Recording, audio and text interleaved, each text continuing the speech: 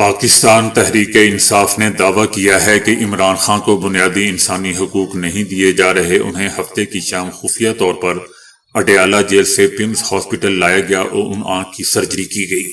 پاکستان تحریک انصاف کا دوستو یہ بھی کہنا ہے کہ عمران خان کی صحت سے متعلق حکومتی حلقے 5 دن تک جھوٹ بولتے رہے۔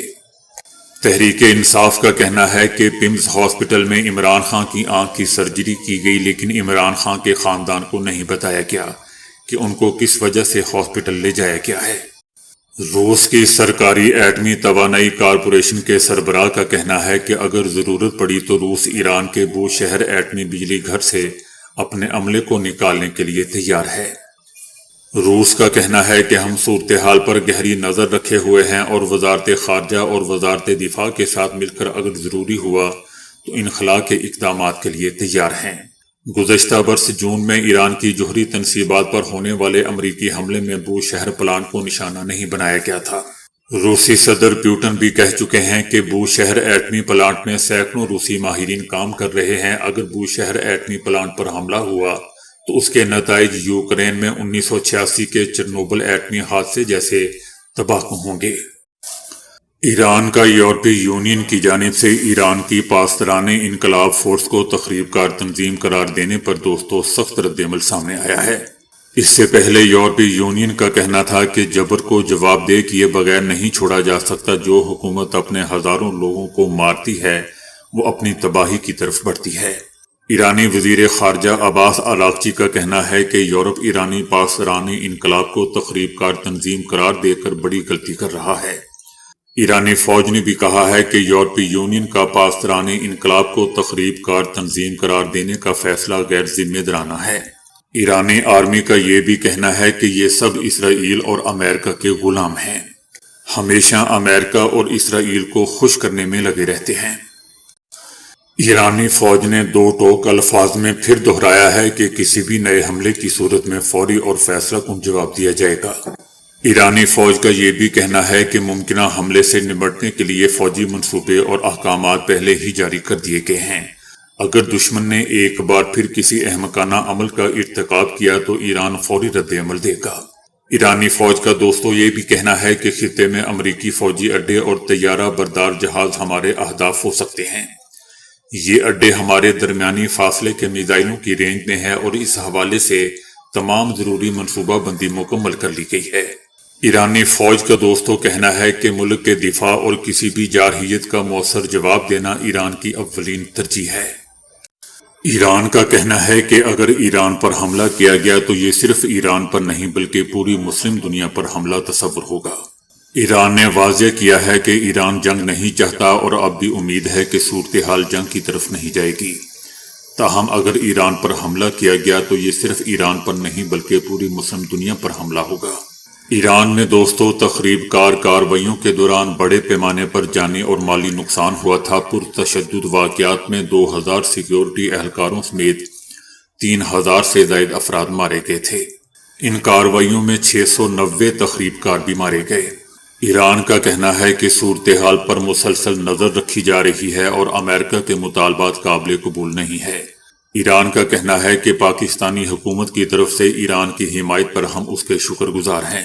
ایران کا دوستو یہ بھی کہنا ہے کہ پاکستان کی یہ حمایت ایران ہمیشہ قدر اور احترام کے ساتھ ہی یاد رکھے گا۔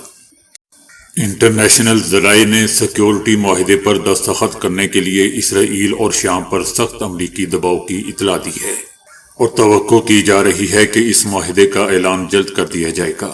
امریکی صدر ٹرمپ اور ان کے شامی ہم منصب محمد جولانی کے درمیان ٹیلی فون پر بات چیت کی بھی اطلاع ہے۔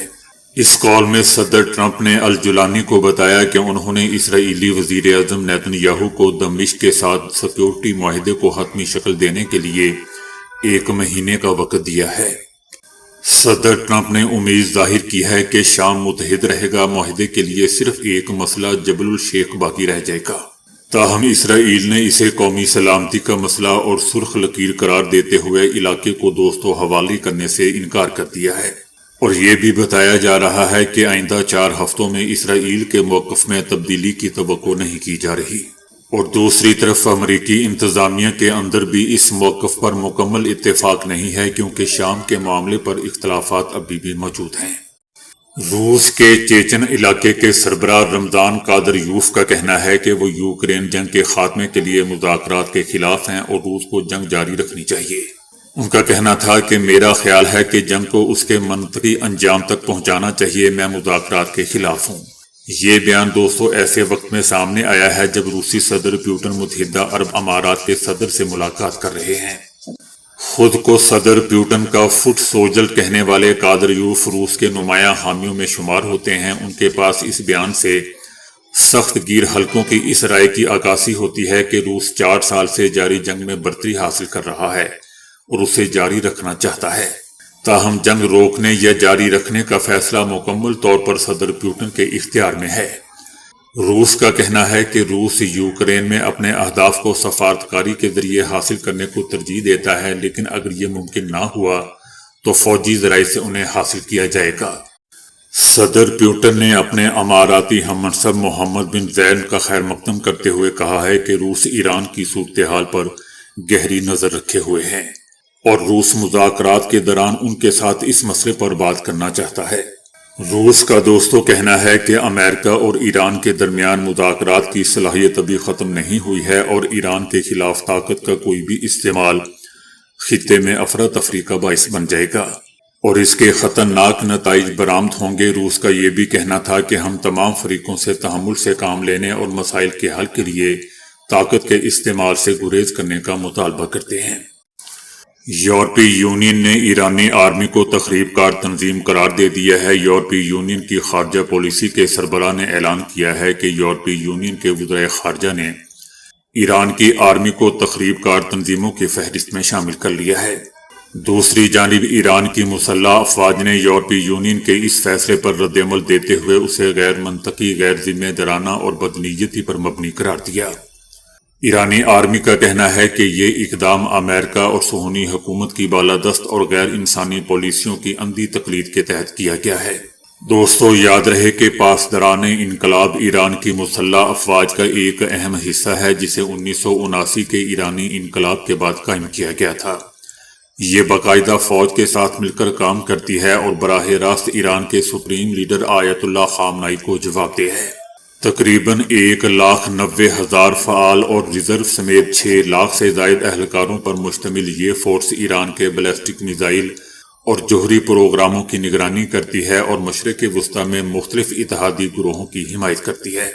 امریکہ نے بھی 2019 میں پاسداران انقلاب کو غیر ملکی تخریب کار تنظیم قرار دیا تھا۔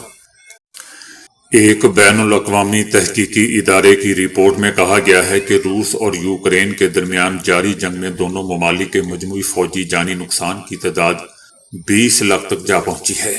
رپورٹ میں خبردار کیا گیا ہے کہ اگر موجودہ حالات برقرار رہے تو موسم بہار تک ہلاکتوں، زخمیوں اور لاپتہ فوجیوں کی مجموعی تعداد میں مزید اضافہ ہو جائے گا۔ واشنگٹن میں قائم think tank centre for international studies کی رپورٹ میں کہا گیا ہے کہ فروری 2022 سے دسمبر 2025 تک روس کو تقریباً 12 لاکھ فوجی نقصانات کا سامنا کرنا پڑا، جن میں 3.5 لاکھ کے قریب ہلاکتیں بھی شامل ہیں۔ رپورٹ میں بتایا گیا ہے کہ دوسری جنگ عظیم کے بعد کسی بھی بڑی عالمی طاقت کو کسی ایک جنگ میں اتنا زیادہ جانی نقصان نہیں اٹھانا پڑا۔ رپورٹ میں بتایا گیا کہ یوکرین، جس کی فوج اور آبادی نسبتاً کم ہے، اسے بھی 5 سے 6 لاکھ فوجی نقصانات کا سامنا کرنا پڑا۔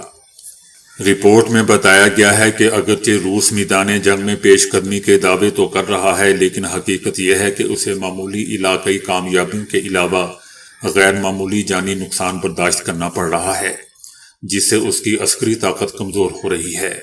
دوستو یاد رہے کہ یہ امریکہ کی طرف سے رپورٹ ہے، جبکہ اس کے جواب میں روس کا کہنا ہے کہ اس طرح کی تحقیق کو قابل اعتماد نہیں سمجھا جا سکتا اور فوجی نقصانات سے متعلق درست معلومات صرف روسی وزارت دفاع ہی فراہم کر سکتا ہے۔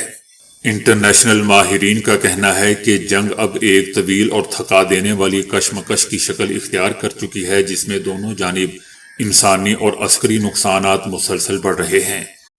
ایک صہیونی جنرل نے ایران کے خلاف امریکہ کی طرف سے کسی بھی جارحانہ اقدام کے نتائج پر اسرائیل کے لیے دوستوں اثرات پر تشویش کا اظہار کیا ہے۔ جنرل کا کہنا ہے کہ امریکہ نے ایران کے خلاف کوئی بھی حملہ کیا تو ایران اسرائیل کے خلاف جوابی حملہ کرے گا۔ صہیونی جنرل نے اس بات پر زور دیا ہے کہ حالیہ مہینوں میں ایران کی صلاحیتوں میں نمایاں اضافہ ہوا ہے اور حقیقت اس سے کہیں زیادہ پیچیدہ ہے جو ہمیں نظر آ رہی ہے۔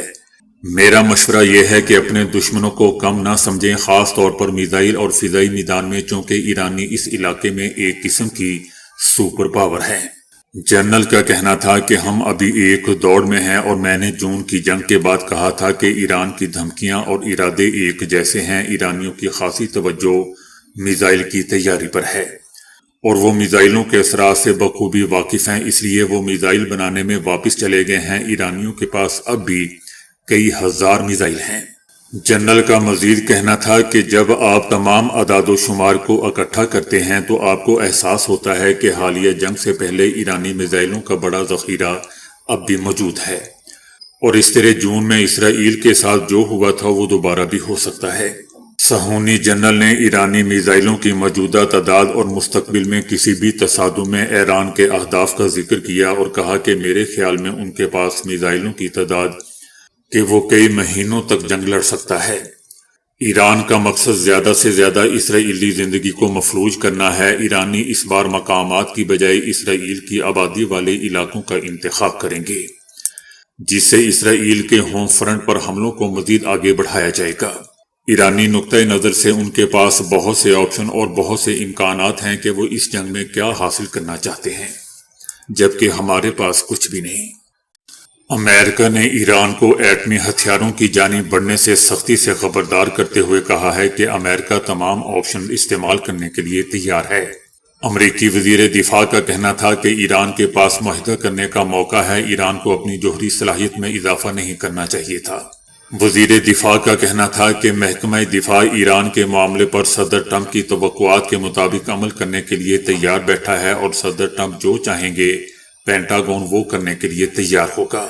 تو دوستو، ان سب کو یہ بھی پتا ہونا چاہیے کہ ایران بھی کوئی اعتکاف پہ نہیں بیٹھا ہوا، وہ بھی آپ سب کا منہ توڑنے کے لیے بالکل تیار بیٹھا ہے۔